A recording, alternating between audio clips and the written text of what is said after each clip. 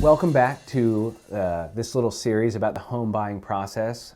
We are to step 3, and we're talking about the home inspection. So the option period and your home inspection. So most contracts, we will write in an option period, which means the buyer, for any reason during this time, which is usually 7 to 10 days, can terminate the contract, just unrestricted right to do that. And we've given the seller an option fee, generally something $50 to $100, for the privilege of having this option period. So this is the time where I, as your agent, will recommend you have a home inspection, which is a third party. There's several good home inspectors in town that will come in and just do a thorough inspection of the house. You need to understand the home inspection is 100% for your information. Nothing is required based on this inspection. It doesn't mean the seller is going to be required to address all the items. It doesn't mean that you will. It's just so you know what you're buying. So that is the purpose of the home inspection. It's done during the option time period, so that you know what you're buying, and you can decide, okay, do I want to proceed with this or not?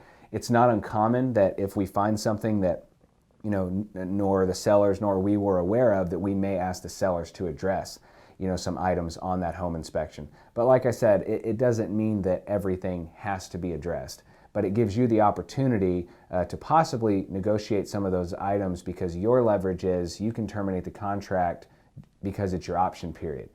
So that'll just be something that takes some discretion. We'll talk about it. I do want to clarify, we have some very good home inspectors in town. They will come up with a long list of things that are, deficient, and that's how they have to write it up. It doesn't mean that these are things that are, a big deal or that need to be done right away. Every home has these things. The newer the home is, the less items that will be on the report, but even newer homes will have things on there. So that's not uncommon.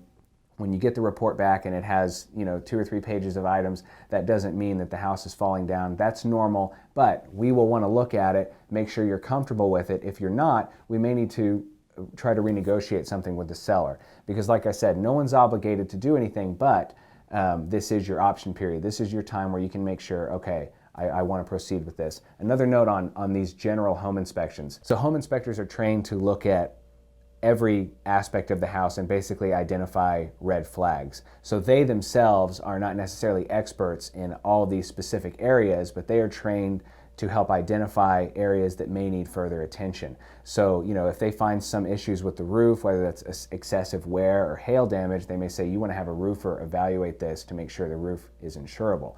Or if they find something on the AC unit and they're like, hey, this isn't really working properly, you may want to have an AC technician.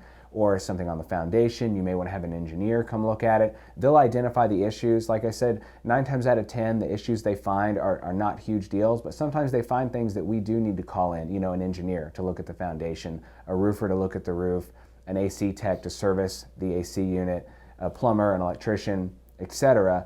The home inspector is going to help us identify the issues that may need further attention, and then we can choose, if you want to bring in someone else to do that. But a home inspector can save you money, because we're not having to individually call all these different experts to look at all the different systems and structures of the house. We're calling in a general home inspector, and he's going to help us get perspective on the house.